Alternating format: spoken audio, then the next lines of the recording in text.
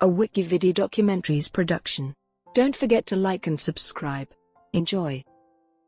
The Equalizer 2. The Equalizer 2 is a 2018 American thriller film directed by Antoine Fuqua. It is a sequel to the 2014 film The Equalizer, which was based on the TV series of the same name. The film stars Denzel Washington, Pedro Pascal, Ashton Sanders, Melissa Leo, and Bill Pullman. It follows retired United States Marine and ex-DEA agent Robert McCall as he sets out on a path of revenge after one of his friends is killed. The film is the fourth collaboration between Washington and Fuqua, following Training Day, The Equalizer, and The Magnificent Seven. Talks of an Equalizer sequel began 7 months prior to the release of the first film. The project was officially announced in April 2015. Filming began in September 2017 and took place in Boston as well as other areas around Massachusetts. It also marks the first time Washington has starred in a sequel to one of his films. The Equalizer 2 was released in the United States on July 20, 2018 by Sony Pictures Releasing. The film has grossed $189.1 million worldwide and received mixed reviews, with critics praising Washington's performance in the film's action sequences, but criticizing the pacing and number of subplots. Plot: former Marine and Defense Intelligence Agency spy Robert McCall now lives in a diverse apartment complex in urban Massachusetts. McCall works as a Lyft driver and assists the less fortunate with the help of his friend, Susan Plummer. McCall anonymously travels to Istanbul by train to retrieve a local bookstore owner's daughter who was kidnapped by her father. McCall also mercilessly beats a group of men for drugging and raping an intern who he took to the hospital to have her stomach pumped.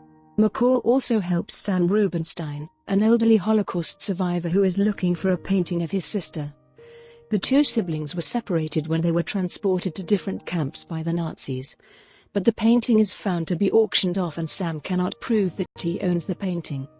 After discovering that the apartment courtyard has been vandalized, McCall accepts an offer from Miles Whitaker, a young resident with an artistic but troubled background, to repaint the walls.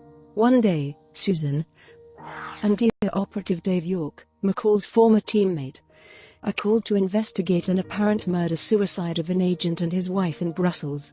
When the two agents separate after reaching their hotel, Susan is brutally murdered in an apparent robbery after a violent struggle. After receiving the news of Susan's death, McCall immediately investigates both her death and the case she was investigating. McCall determines that the assailants were hired to kill Susan because they knew on which floor her room was located.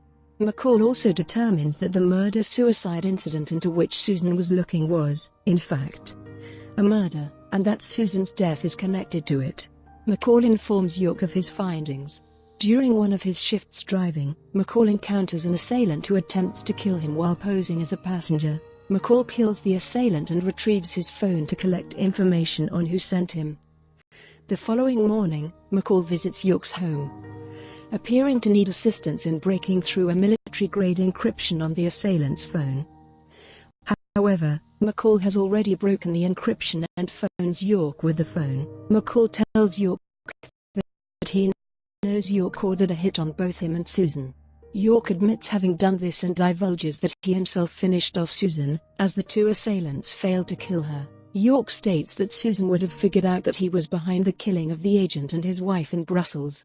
York rants about dark choices he and the rest of the teammates made after McCall faked his own death, apparently turning into hitmen, killing targets for a price.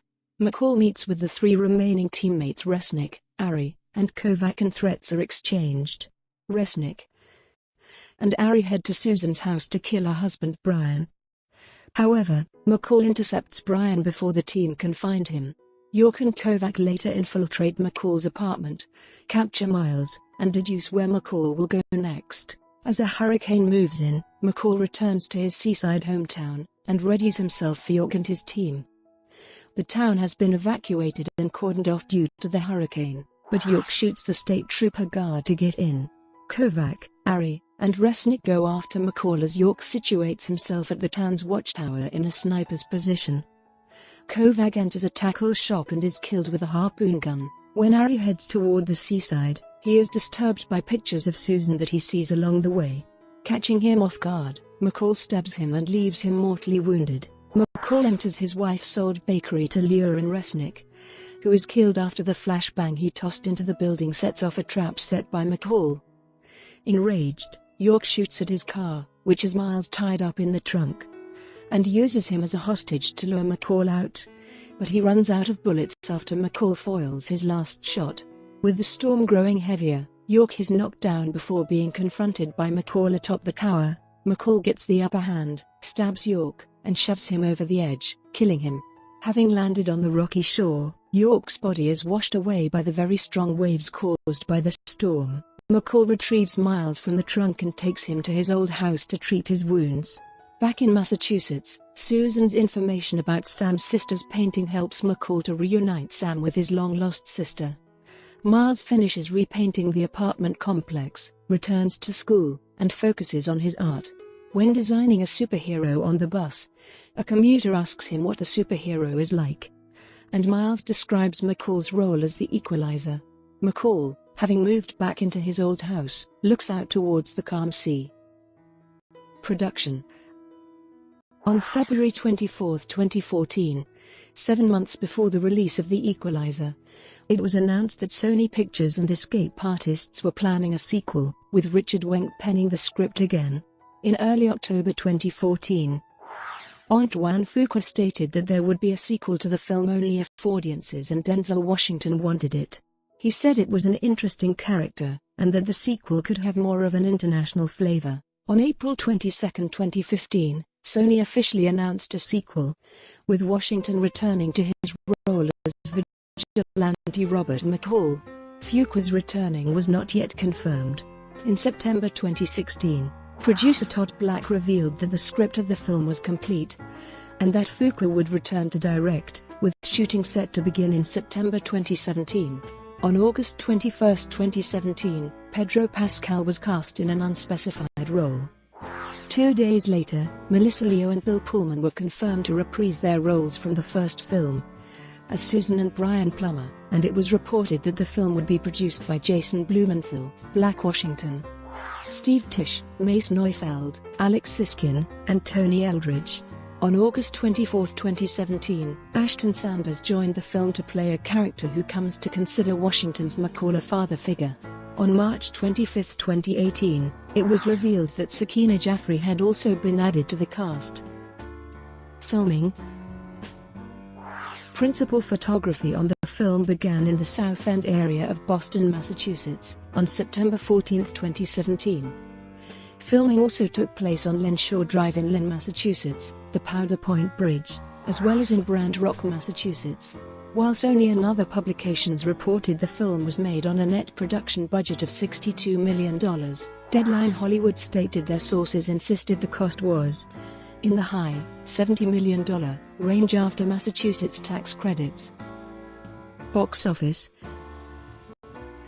The Equalizer 2 has grossed $102.1 million in the United States and Canada, and $87 million in other territories, for a total worldwide gross of $189.1 million, against a production budget of $62 million. In the United States and Canada, The Equalizer 2 was released alongside Mamma Mia, Here We Go Again and Unfriended, Dark Web, and was projected to gross $27.32 million from 3,388 theaters in its opening weekend. It made $3.1 million from Thursday night previews, double the $1.45 million earned by the original film in 2014, and $13.5 million on its first day.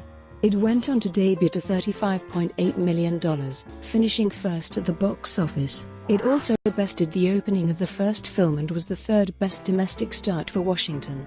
It fell 61% to $14 million in its second weekend, finishing third behind newcomer Mission Impossible Fallout and Mamma Mia, and in its third weekend the film grossed $8.8 million, dropping to fifth place. Critical response. On review aggregation website Rotten Tomatoes, the film holds an approval rating of 51% based on 170 reviews, and an average rating of 5. 6/10.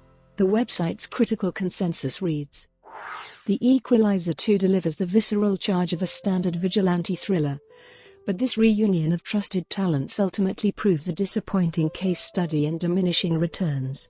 On Metacritic, the film has a weighted average score of 50 out of 100, based on 43 critics, indicating mixed or average reviews. Audiences polled by Post-Track gave the film an 86% overall positive score and a 69% definite recommend, while CinemaScore reported filmgoers gave it an average grade of A on an A to F scale, up from the first films. A. David Ehrlich of IndieWire gave the film a C, saying, "The good news is that the fans of Antoine Fuqua's The Equalizer, a bland and pulpy 2014 riff on the 80s TV series of the same name, are in for more of the same. The bad news is that the rest of us are, too." Brought to you by WikiVidi Documentaries. Would you like to know more?